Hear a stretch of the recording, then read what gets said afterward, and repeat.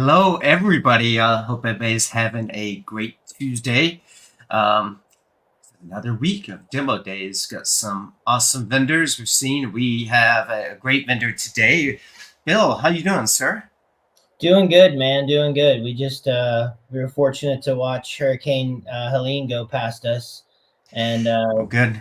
yeah, it made a mess out of the coastal area for sure, man. It was pretty rough. Uh, yeah, I'm sorry to hear that, man. Yeah, East Tennessee got hit pretty hard up here in North Carolina, so it was brutal. And um, well, you guys are safe, and wanted to just let everybody know as you were joining, especially for those of you who have watched demo days in the past, it is live right now. So if you would like, you can ask Bill a question as he's going through the demonstration. I'm going to be asking him questions because I haven't seen the demonstration yet. So, and as you ask a question, basically you can ask via a comment on YouTube, a comment on LinkedIn. I will see it. I might pull it up on the screen, or I might ask Bill. And if you are watching after the fact and it's recorded, go ahead and leave a comment too. We'll still see it, and we'll get in touch with you. But yeah, Bill, I'll let you introduce your company and who you're with. I've seen you guys out there a lot, and I'm very excited. You're definitely making some noise out there, so this is really interesting for me to finally be jumping into a demo with you guys. I'm very curious. So tell me about yourself and your company. Yeah, absolutely. So my name is Bill Morgan. I'm the director of sales enablement for CyberFOX. So we are a cybersecurity company. We focus on, the core products right now are going to be password management and privilege access management, which we'll be covering shortly as we go through a little presentation and demo. But the company was founded by a lot of us actually are ex-ConnectWise. I'm sure that's a name that everybody is quite Yeah. familiar with.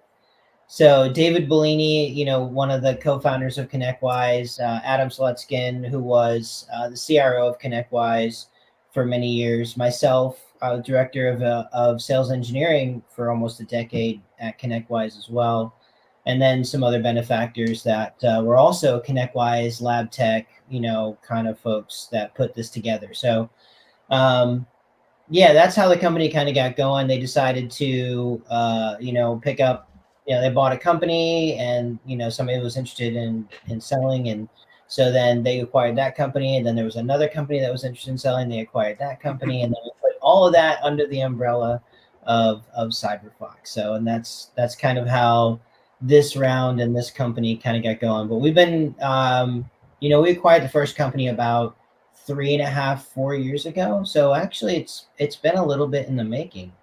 We Yeah. just really kind of the last 24 months, I would say the company, CyberFOX, we merged everybody together. The company's really hit its stride, and it's been ever onward and upward for the last 24 months. Man, it's been a rocket ship ride, and that's probably when you guys started hearing about a lot about us. Yeah, man. Yeah, I've definitely seen it at conferences, and definitely hearing MSPs out there, kind of mention that. So very excited. Yeah, it sounds like also some people went shopping. Said, Yeah. it's put together. Yeah, that's And basically what happened. You found some good technologies, put those together, and then improve on that technology. We got a pretty big dev team. The company's like almost 80 employees now. You said you see us at conferences, which is funny because we do like I think last year we did 65 events, and I want to say this year we'll do over 70 events. Yeah, we have just two people who organize all that stuff. So hats off to uh, those folks. Mel and Haley, they just they run 70 events a year. Like it's insane. yeah, that's um, yeah. Yeah. No, yeah, you have to be, yeah. Well, um, we could do this a couple ways. If you want, I know you had a slide, or how would you like to start? We can jump right into it. Yeah, let's talk about I'd like to kind of preference the demo with some security reminders, some statistics that you may or may not be aware of, and ultimately try to remind everybody the reason why some of these things that we're talking about are for cybersecurity strategy are so critically important. But Mm-hmm. unfortunately, in these scenarios, they are critically overlooked. And that is one of our big challenges. And so we're just trying to bring awareness back to the fact that we, let's all be fair, we probably don't do as good a job as we could do when it comes to managing passwords and how we share those things and how we manage people's administrator accounts. And somebody complains, we just give them admin and make them quiet. And we gotta, these are practices that we really have to start to prune. And so I've got a little presentation around that, and then we'll do just a short technology demo of each one, just to give you a flavor of what they look like and what they do. Okay, sounds good to me. All right, and you want me to go ahead and pull this up for you, this slide? Yeah, if I can, if you want to, let me see here. I can do that, right? Slides, present, Mm-hmm. Mm-hmm. present this one. All right, we're gonna see if this works. And there you go. There we go. That is doing it. All right. So Yeah. a little bit about me. Basically, I've been doing this for about 25 plus years now. I am a former U.S. Army vet, and I previously worked with a number of different companies in both the enterprise space, Fortune 500. I worked for Computer Associates. Everybody probably heard those guys back in the day. And then I did a lot of TSSCI cleared work. Worked around the country at various military bases, government facilities, places, you've heard of them: Pentagon, GSA, USARC, Army Transportation, Veterans Affairs. But so I've been a little bit all over the place. And then I Yeah. got together with the folks at ConnectWise back in 2010, and we that was a whole amazing rise, and a lot we did there for the community. Love the MSP community. And then it just kind of, this community is just so cool from an MSP standpoint, that it's so tight knit and just like a super cool group of people that just kind of been working with those folks and then the internal IT folks for the last 14 years. So it's been good stuff. So what I want to talk about is a security problem. And one of the major things that I want to remind folks of is that it doesn't matter what security framework you look at. I don't care which country you pick. You can do BSO, ISO, ACSC, CIS, NIST, Microsoft. It doesn't matter. They all will basically tell you the same thing. You have to manage privilege. And unfortunately, a lot of folks don't do that. So why does having privilege actually matter? And so one of the reasons that this is a problem is because most of the types of attacks that we have to deal with generally requires a level of initial access to get started. And I'm not going to go into what all these things are. Everybody on this call knows what phishing is, and malicious attachments, and exploits and vulnerabilities. The point is that there is generally an action on the end user's part that usually takes place, and there's an exploitation of privilege to get things going. And that is one of the key pieces. So if we can close that door, then we can actually mitigate a tremendous number of attacks and maybe take some pressure off some of the other security tools we have, to try to fill in the gaps when it's just us not doing a good as job as we could. So, it won't go any further. Yeah, it looks like there's only 4 slides in this one. Yeah, it looks like it didn't upload the rest, but that's okay. Because those are that's the key thing I think I wanted to get across was this is a major issue. The use of local administrator, for example, I'm willing to bet that probably, and usually this is the ratio, about 75 to 80% probably of the people who are watching this right now, if they were to go and check or try to install a piece of program or a software in Windows, they would probably just simply be able to click the yes button and it would just go ahead and do it. if that's the case, you have administrator rights to your machine, and you should. Yeah. And that's one of the biggest things we need to talk about securing, because the number one breach point and when they go back and like the big companies, whether it's Verizon or Sophos or all the guys that put out the big reports, right? When they go back and evaluate the types of breaches that have occurred and the genesis of that particular breach, what they end up seeing is that privilege was 9 out of 10 times the way that they got in. And that's like every single breach that's analyzed, 90% is mostly privileged access. And then right behind that is passwords. Because once they have privilege, what's the next thing that makes the most sense for me to go get?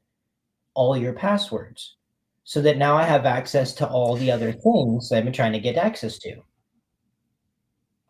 Like Bill, his internet's getting cut out.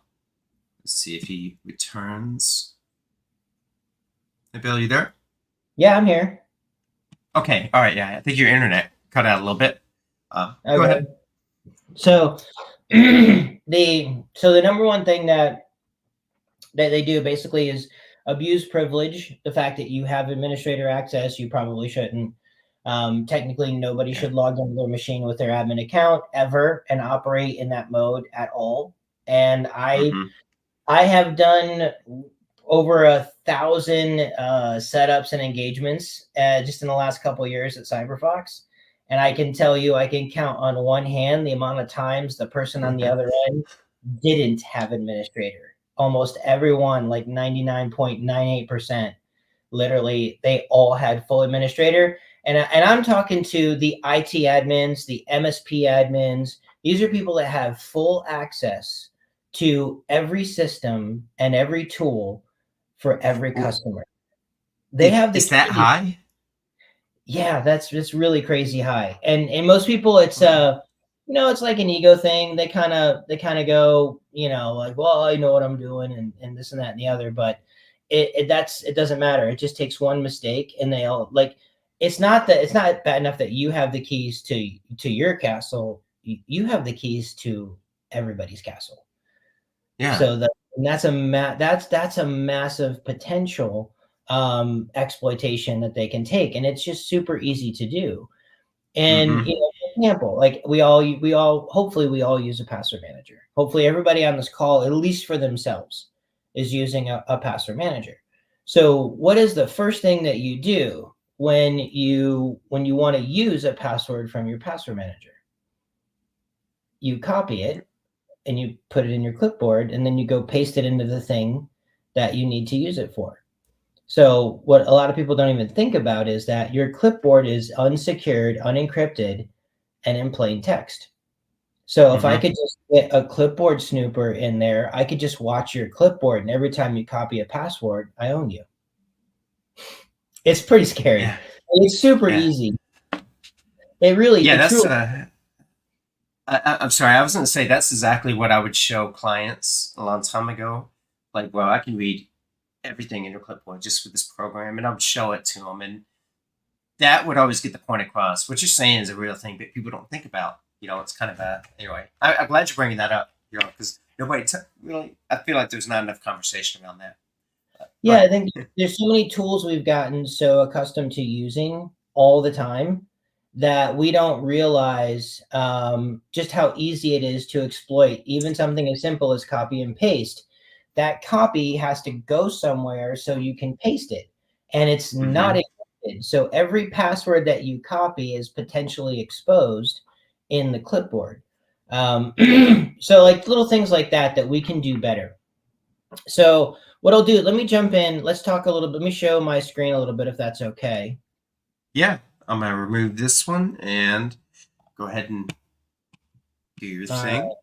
And also, while Bill is getting that, I just wanted to let they know as you're joining, just know that things are on the LinkedIn and YouTube for the comments. So if you'd like to ask a question to Bill, it is live right now. If you're reading this after the fact or watching it after the fact, you can still leave a comment, and they will definitely still be able to see it. So just want to let you know. All right. So, Bill, let me. Which one? C2. All right. Let me go ahead and add that. There you go, bro. Is that good? All right. Can you guys see me? Yes. Yeah, we can see you, and we see your dark dashboard. Yeah. All right. Good job. So this is, let me start a little bit with just some basic stuff. So this is CyberFOX's password manager. I just want to go for a couple of features. I know, there's we got a time crunch to kind of get through 2 products. So I want to highlight some of the basics and some key things to think about while you are, either looking for a password manager, looking to change to a different password manager to get more secure about how you manage passwords. But these are the keys to everything. And so we need to make sure that we keep them nice and safe and secure. So one of the key things about this is it ideally when you're using a password manager, it should control all of your passwords, everything.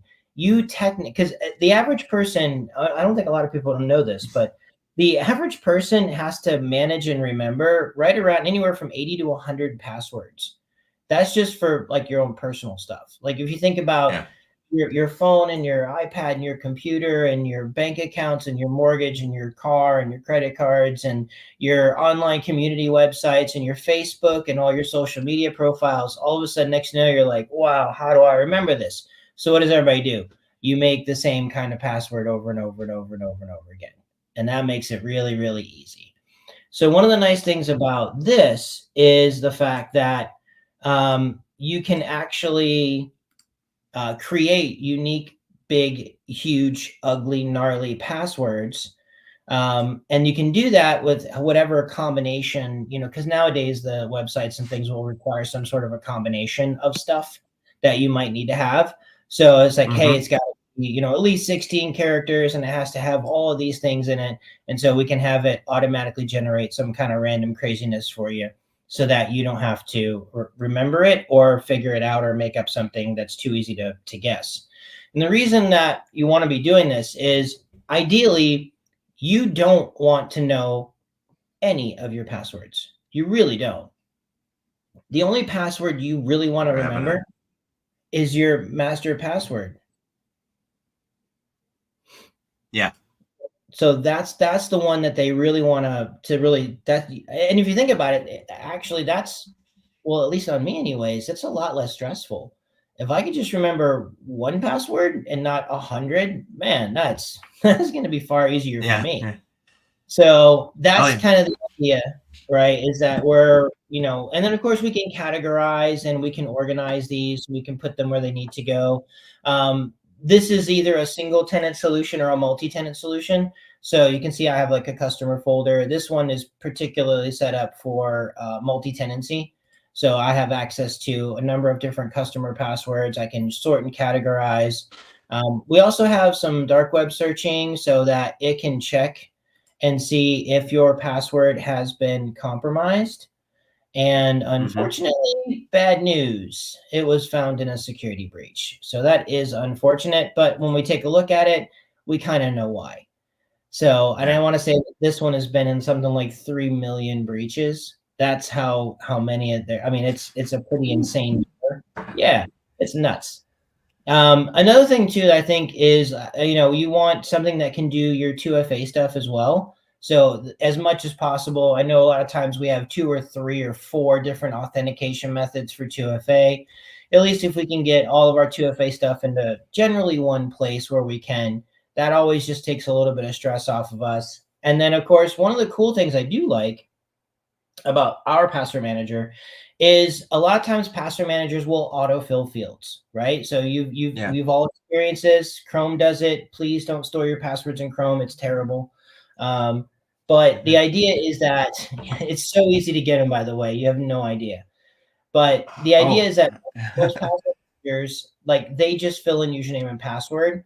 And one of the things we can do is, like, when you have other websites that maybe have a third or a fourth field that you constantly have to fill out, but password managers don't fill in, I can actually identify those objects, go ahead and put them in, and have it actually fill them out for me. So ConnectWise, that's a great example. most password managers don't ever fill in the company name, and for whatever reason, it never remembers the company name. So like having that on there, I could fill that in and it would autofill it. You can auto log in. And then the big one, the big one is you have the ability then to safely and securely never save those passwords. So safely and securely share those out to other folks. So, if I just, let's call it test really quick. Now, one of the cool things is that our password manager can connect to things like Active Directory and Azure AD and stuff to pull in groups and organization stuff you already have in place, so that when you're sharing out passwords you can share them to individuals. So Garrett, if you were a PasswordBox customer, a CyberFOX Password Manager customer, I could easily just put your email address in here, and I could share this password with you, and then you would be able to see it in your vault almost immediately. I can also share it with a group of people, so maybe I'm going to share this out with the engineering team, and then more importantly, I can control how I share this. So do I want to give you the ability to read it? You can actually see the password. Are you somebody who should be able to edit the whole record?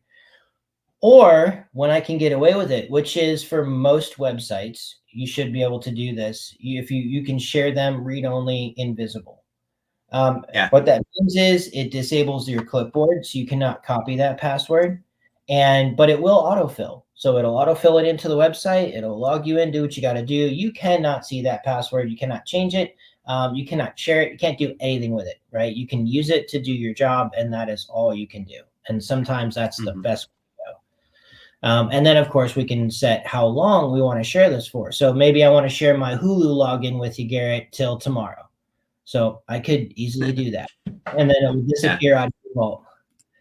So that's a really cool part. Obviously, you expect a password manager to do passwordy things, but a couple other things that I really like about this is there is other sensitive data that would be great if that data was encrypted, right? I mean, wouldn't you agree? Like, hey, there's some stuff I don't want to put that in Teams or Slack or obviously in an email or over text, right? So one of the cool things is we can store other types of information. So we have a digital wallet, for example.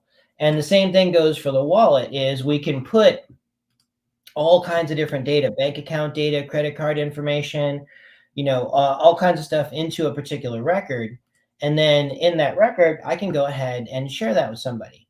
So I can safely and securely share, like maybe the corporate credit card for something for a purchase, and I can set that to autofill. So we also have, and this is really cool, like you can put in different types of account personal information. So it could be addresses, company details, emails, phone numbers, all that other fun stuff. And that plus the digital wallet can lead into something we call identities. So what I can do now is I can take all of those elements that I have saved. Like maybe it's the corporate credit card data. So I travel for work a good bit. Like we mentioned, do like 70 shows a year, and I go to a bunch of those.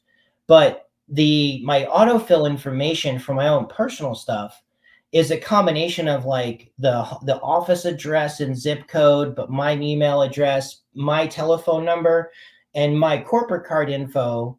But so it's a mix of contact details, and I can put all those together in an identity, and then I can have that autofill and set up for me. So it's really, really nice that I can put this and organize different types of data. There's a secure note section. So my CPA firms, they love this because you can put like super sensitive information in here, and I can share it. And all of this data, 100%, everything that's in your vault is completely encrypted. So there's no data that's like some of it's in plain text and some of it is passwords like are encrypted and hashed or whatever. The entire vault is completely encrypted. So it's go ahead. Can I ask a question? Yeah. With the encryption, I'm looking at a cloud here, obviously, because you're in the. Does it work with the local machine? Is it for the encryption, or is that kind of a separate thing, or do you have that? Yeah, so this is it is stored in the cloud. There is a cache copy local that's all encrypted as well, and then Okay. Right. everything is encrypted with your master password. So it generates unique encryption keys. So Yeah. every vault that is created, so like when I logged in and created this vault, and I created my master password, that is its own unique encryption in and of itself, and it's all encrypted as its own little entity. So I know there was some other vendors that there was some issues, and there was some data that was stored in plain text, and then they got the unencryption keys, and then they unencrypted the whole thing. Yeah. So that is Yeah. not how this works. This is Okay. everything is encrypted individually, so it makes it incredibly secure as we can make it. All right. Good to And know. so yeah, so that's and then like I said, having like my CPA firms love this because they can share like DL like driver's license numbers, tax ID numbers, which are sometimes also social security numbers, right? And so having a Yeah. place where like I don't want my CPA firm sending my social over Teams or Slack to somebody else to they have to look at the record, like that's insane. So when you have like really sensitive data, if you think about it today, you're like, I don't even know how I would share that. So, sometimes you should ask a little more of your password manager. Like we're already doing that encryption level. We're going to be doing file storage pretty soon too. So a little future to look forward to. It's pretty cool. But file storage, you mean? Did you say file Yeah, storage? yeah. So you can upload documents and it'll encrypt and secure them in our Oh, cloud. Yeah, so okay. Yeah. that's gonna be coming. So you'll have a place to do file storage in here as well. So like somebody like it would be great for me. I while I do have my stuff, in my OneDrive and stuff like that, but like my when I do my tax returns and I download the PDF file, I would love to upload that in here and be able to store that safely and securely and completely encrypted. It's There's cool. also Yeah. called emergency access. It's Hmm. I hate talking about this part because it's like, oof, I don't want to ever have to use that. But Yeah. if something happens, like you can set a time frame in a window, and then that can email a trusted individual. By the way, this is a what's called a split vault system. So there's two sides of this vault. There's a business side of the vault that's controlled and owned by the company. They cannot see the Hmm. password, by the way. Unless it's been shared with you, you cannot see the passwords, which is different than like some like IT group, for example. I can give my techs access and they can see every password in the system. This is not that. You can't do that with this. If it's shared with you, you can see it, and if it's not, you can't. And that's the way technically it should be. But it is a split vault system. So we have the business vault, the personal vault, so that we have access to our own personal stuff that our IT provider or controller cannot see, whether that's internal IT or MSP. But they don't have access to that, and then they can control the policies for both the business and personal stuff. So whether you can export or not export, whether you have emergency access turned on or not, and who that person can be and stuff like that. It's pretty cool. And then lastly, we'll wrap up the password manager with the security dashboard.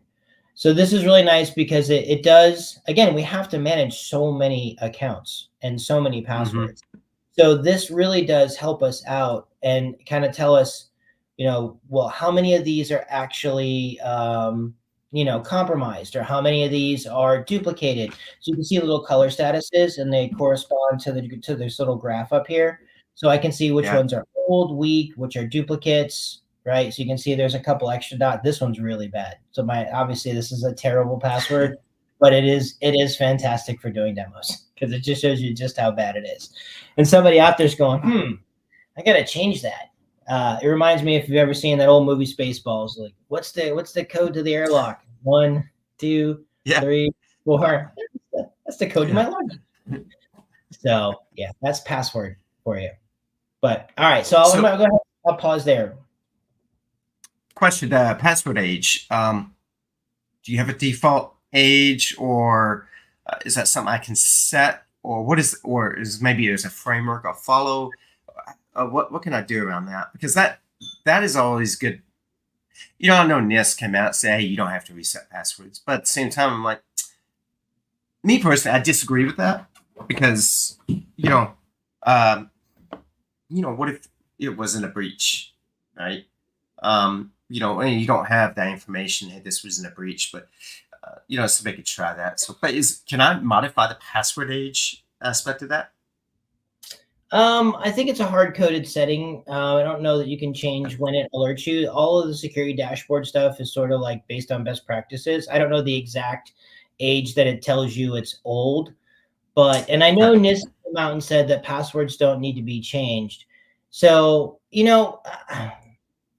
when you think about it, if you go back to the fundamentals of why do we rotate passwords, right? And at the end of the day, the reason is that somebody knows it. So that it could be that it was a breach, and then we should absolutely go and change it. But outside of it showing up in a breach, if nobody knows the password, if you think about it fundamentally, no one password is necessarily. So if you have a password complexity requirement, right, of 14 Hmm. characters, all the whodad's turn on, right? If you Yeah. think about that, if you're following that complexity pattern, no one password is any more secure than the other one. The only reason we change it is because people know it. That's Yeah. it. If Exactly. nobody knew it, no one, then there would be we would never have to rotate passwords if nobody ever knew them. So, like, Yeah. that's a goal that we're working towards. I think as a security community as a whole is coming up with passwordless options and better ways of using MFA to log in, and TOTP tokens, and all kinds of stuff that we're trying to do, one-time passwords, because that is generally the reason that we rotate passwords, or that we would consider things old or aged out, is Yeah. because ideally somebody knows it. If nobody knew it, there'd be no one password is really more secure than the other one. Yeah. Yeah. I agree with that. Yeah. That's why I was like, I know what Ness is saying, but at the same time, I'm like, you know, you don't know if something's been breached until it's been reported or it's been found on dark web. Some of that stuff doesn't come out for a long time. Yeah, So I, I so think um, I think when NIST was talking about that, I think one of the things that they were trying to hone in on, and I think this is a practice that all you folks out there probably do, is they make their end users every 30 days. They make your password super complex, right? So they force you into a 14, 16, 18 character, 12 character password. It has to be mandated of all these different objects that have to be in there. And I would say that you are just making the lives of your end users more difficult. It is challenging. And that, I think, one of the reasons why NIST says don't do that, because what you end up doing is, as humans, we don't have great memories for stuff like that, especially things that have high complexity and change in them that aren't rhythmic or pattern based. So we end up making passwords like, password 123, password 1234, password 12345. mm, And then what ends up happening is all your passwords end up following this sort of pattern. And once that yeah, pattern is figured out, it's very easy for somebody to crack the rest of your passwords, because we do all fall into that particular trap. We just change one digit in the password. And really, is that any more safe than another one? Nope, it's not. It really is. And you're just yeah, making it harder for them. So they just can't remember all of these different passwords. And that's why having something like this becomes just that much more critical. You should only ever have to remember one password. That's your master password. yeah, yeah. I agree. I agree. This looks really good, by the way. I like this dashboard. It really draws your attention to what's important. What you know, the green, Yeah, we yellow, tried to orange, and gamify it. Yeah, we tried to gamify it a little bit, with scores and stuff like that. So, like, you can improve this. Of course, the IT managers can see your security scores and stuff like that, so they can help see who's doing well, who's not doing well.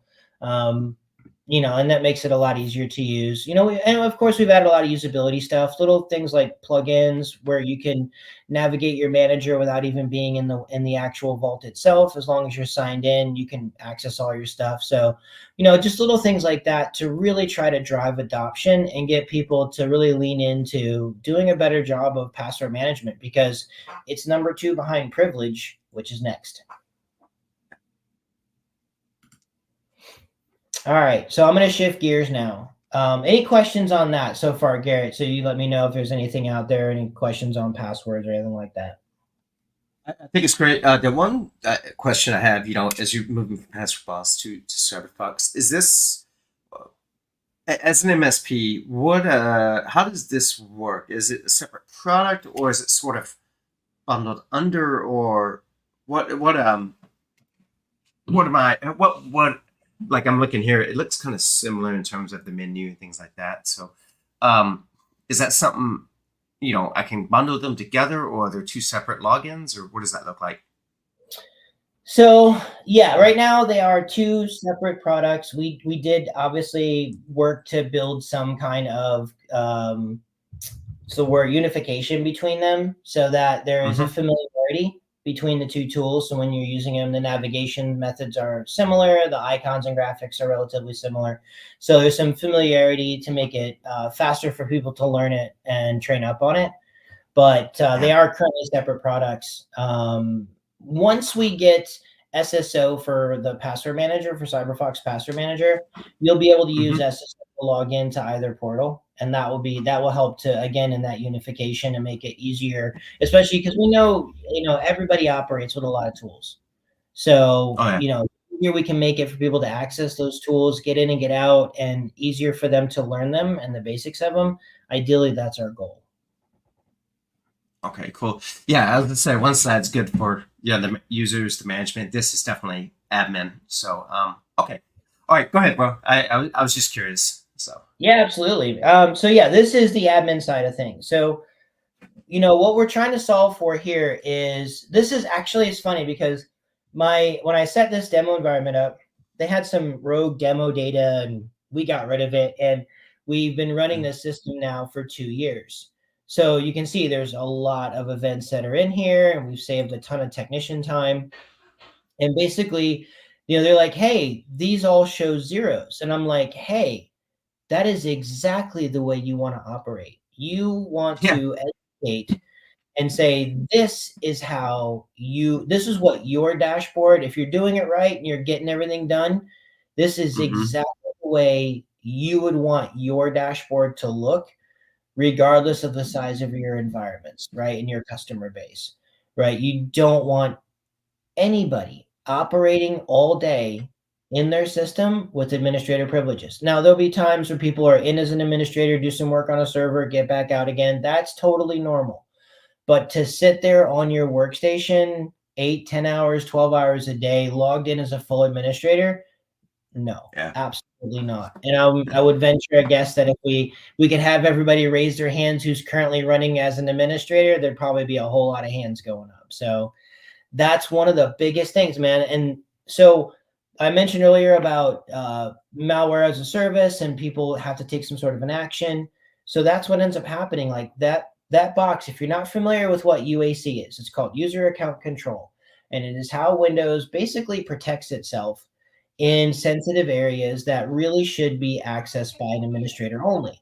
Things Mm-hmm. like services and the Windows directory and the file system and the registry and all these really sensitive components. Like they should be accessed by somebody who knows what they're doing, but only when they need to be accessed and not just be sitting there as an administrator all day long. Techs don't like to hear that, unfortunately, but if you're trying to truly be Mm-hmm. secure, because what happens is Windows is currently usually set like this. So let me show you some computer list. So this is the way Windows kind of ships out, and this is the typical UAC setting for a default Windows install. It's turned on, it's on the secure desktop. The UAC has two sides to it. So it is the Mm-hmm. administrator when you're logged in as an admin, and the user side when you're logged in as an everyday Joe. You notice that the admin side is even set lower.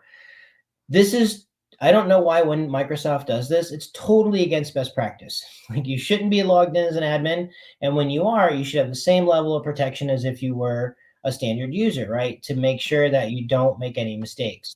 But unfortunately, Microsoft doesn't ship it that way. But you can change it and alter it to make it be that way. But you can see like who's logged in my environments. You can see they're all standard users, exactly the way they're supposed to be. And essentially how this tool works is like this. So once this is an agent, by the way, so agents are deployed, they go out there, and then from there, we're going to let the system collect what we call events. Basically, these are just events that every time somebody hits privilege, this is what we're looking for. So every time that dialog pops up and says, do you want to let this make changes to your machine? You really got to read what the file is or the thing is that's trying to make changes. You want to make sure that that's okay. And I just watch so many people just smash yes. They just go, oh, yeah, absolutely. And so what this does is it basically collects those events for us. So if somebody's trying to install a program, if they're trying to make a change to Windows, and I think one of the big challenges that a lot of technician teams and stuff like that forget, when you take away everybody's admin, you all of a sudden very quickly realize exactly how much stuff in Windows requires admin. You can't even change the time zone on your computer without an admin credential. Right? You want to delete something off the public desktop, you got to have an admin credential. You want to install a printer or take one out, any software, all got to be admin. So all of a sudden, when you take away everybody's administrator access and you don't have a solution or a good process for answering those administrator requests that are legitimate, it now falls upon the MSP team or the internal IT team, whoever it is, right? It's now incumbent upon them to answer, no matter how dumb or how important those requests might be, they have to answer 100% of all of them. Because obviously you can't just sit and ignore it, right? That would be crazy. Yeah. So now it is incumbent upon them, and we call those are high touch, low value. And if you think about this from the seat of the end user, they sit around for an hour, 2 hours, 4 hours waiting for somebody to show up and put a password in. And then they watch you do that and they're like, are you kidding me? I just waited 4 hours for you to put a password in so I could update QuickBooks? You got to be kidding me, right? And that's when they get upset, rightfully so. Usually they complain to their leadership, who complains to your leadership, and then it forces you to give them their rights back. And now you're back in the same predicament again. So this platform allows us to solve for that. And the way we do that is we want to audit the environment. We want to collect those events so we can see what people are actually doing. What softwares are you running? What settings are you trying to mess with? You'll see crazy stuff too. You'll be like, why is Bob in the registry? I'm sorry if anybody's named Bob on the call. Why is Bob in the registry all day, 7 times a day? What's he doing in there? Right? Like I've seen so much crazy stuff. But then it allows us to basically take that, and ultimately we want to, try to convert those into policies. That's where the automation.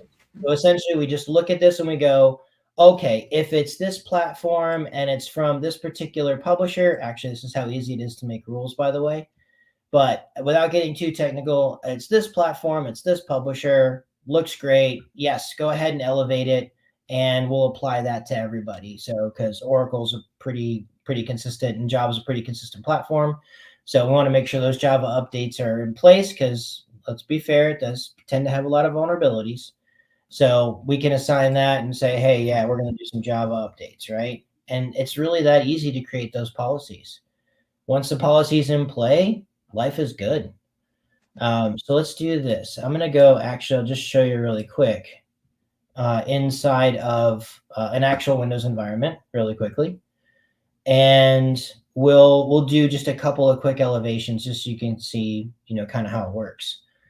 One of the other things too that this does is it allows us, here's I hate to mention this, but it's a really bad habit, especially in the MSP community. Usually in internal IT, almost everybody has a named account for administrator access. That's not good either, unfortunately. But in the MSP community, they tend to use shared accounts. And so it's an account that everybody knows. Yeah. Real quick, Bill, I just want to let you know we have about 5 minutes left. So just to give you a heads up. No problem. So the one of the big, nasty habits is, unfortunately, we use shared admin because it makes life tremendously easier for us. So we're using a shared administrator account. Everybody knows the account. Everybody knows the password. You may be rotating it. You may not be. A lot of people would like to do that, and they just don't. But unfortunately, it is a hazard of the job. And what we want to do is get rid of shared accounts altogether and allow engineers to do their job, but to be able to do that without credentials. And so the way that we do that is by either writing policies or technician access. So here's an example of something that I've made that has a policy that I'm going to allow it to elevate. So these are those, this is a Java update that's out there. So I'm going to run that basically, and then you're going to see us go ahead and evaluate this file. And then from there, it's just going to go ahead and do its process because I said that was okay. Now, Oh, that's cool. I like that. oh, it's because again, UAC would pop up. I wouldn't be able to do anything with it. I would have to call IT and wait for them. So now we're going to control the process. So if there is something I don't want to let in, so potentially some really compromised software. So I'm going to try to install it. I'm going to evaluate it. And then what I'm going to do is I'm going to look at this on my mobile app really quick. I'm going to go ahead and send this in. This is all customizable, by the way. So everything you're seeing with our logos and the text and the timers and all of this stuff, 100% customizable. You can review it. So I'm looking at this right now. I don't necessarily like this file. So it's showing bad stuff on my end. I'm going to go ahead and deny this request. So now instantly from my phone, anywhere in the world, I have instantly communicated with the desktop somewhere else in the world to let them know, hey, you're not allowed to necessarily do this. And then so you did that from your phone. That's cool. So right there, and we'll do this one. We'll actually let go through. We'll actually approve this one because this file's okay. So you can see there, the request is coming in. I'm going to go ahead and say yes. So one of the big things you can see is all of the green lines are letting me know that this thing is okay. So I'm going to be cool to go ahead and approve it. So I'm going to say approve it. I don't necessarily want to make a policy for it just yet, but I could do that. And I'm going to go say approve this request one time. And then you saw it approve here. Now you see it approve there. So I'm going to go ahead and let this thing ride. It's going to go ahead and run. It's going to automatically do its elevation for me. And that's it. System is ready to fly. I don't have to put credentials. I don't even have to talk to the end user. They can send me a request, tell me what they're trying to do. I can approve it remotely anywhere that I am. It'll automatically set up on their end. Credentials will go in for me. I don't have to do any of that. I don't even need to know what the credentials are. To be an administrator or a user, the idea here is that we are taking care of all the administrator functions for you when it comes to credential entry, password rotation, account elevation and de-escalation, and all that stuff like that. So that's the safest way that I know of to get past UAC securely. So there you go. I think we're right on time with 5 minutes left. That's cool. Yeah, I like that. Somebody's managed hundreds of networks and clients and teams. That's one of those things where let me pull this up here, but that's one of those things right there that solves a lot of problems.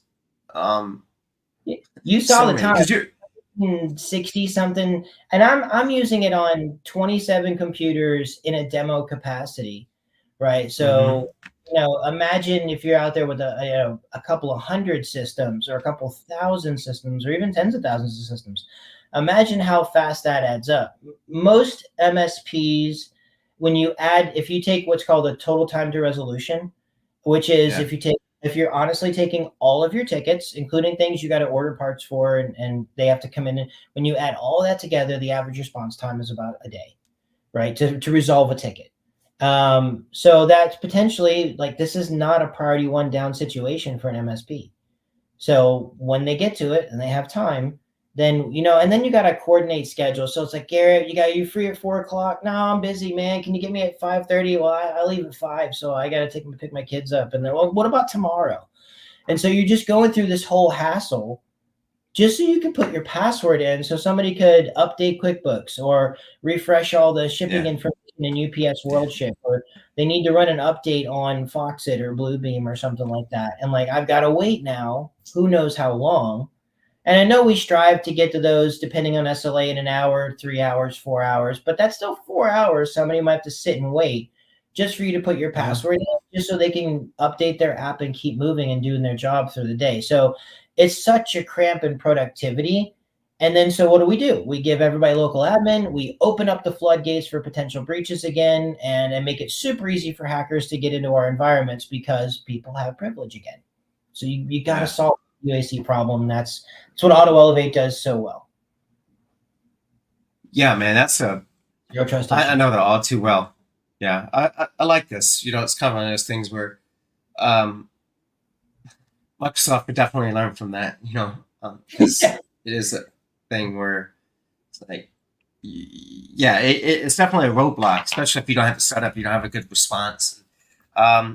So we're kind of near the end of the hour.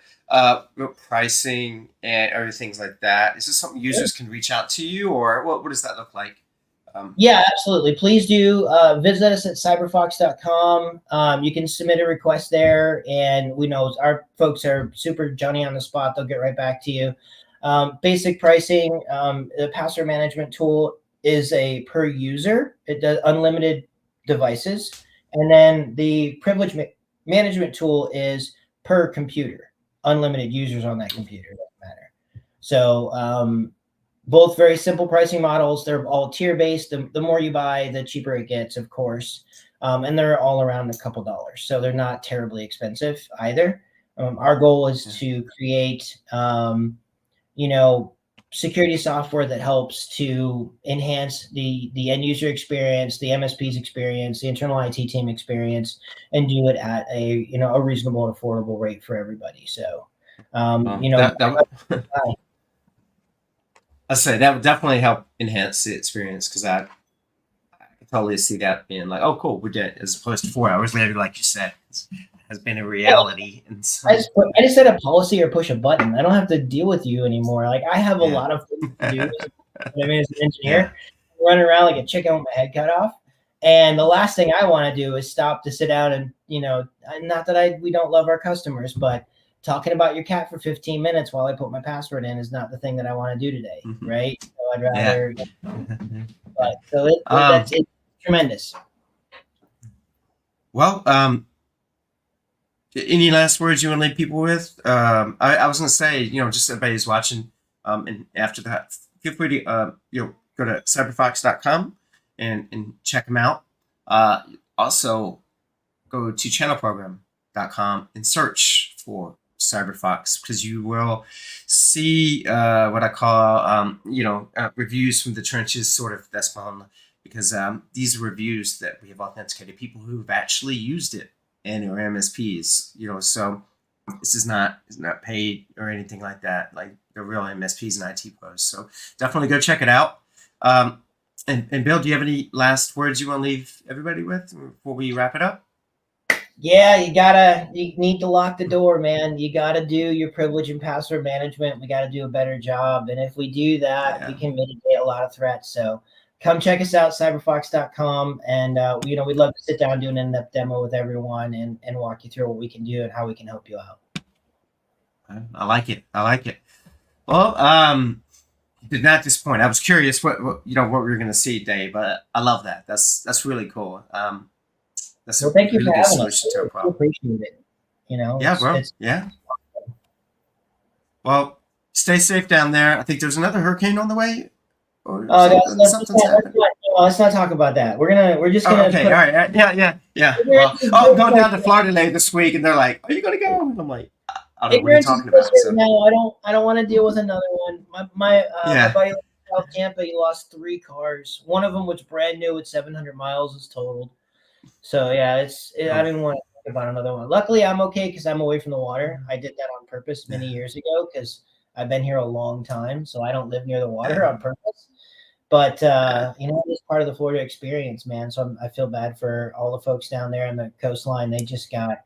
Yeah, I went down there. It was like a war zone. So, yeah, I don't want to think about another one coming. Let's hopefully that thing just dies out there in the Gulf somewhere. Yeah, me too. Well, hang in there. Hope everybody is okay. And All right, I'm gonna go ahead and wrap this up. Thank you everybody for watching today's demo days, and we'll see you out there for our next demo days. Take care.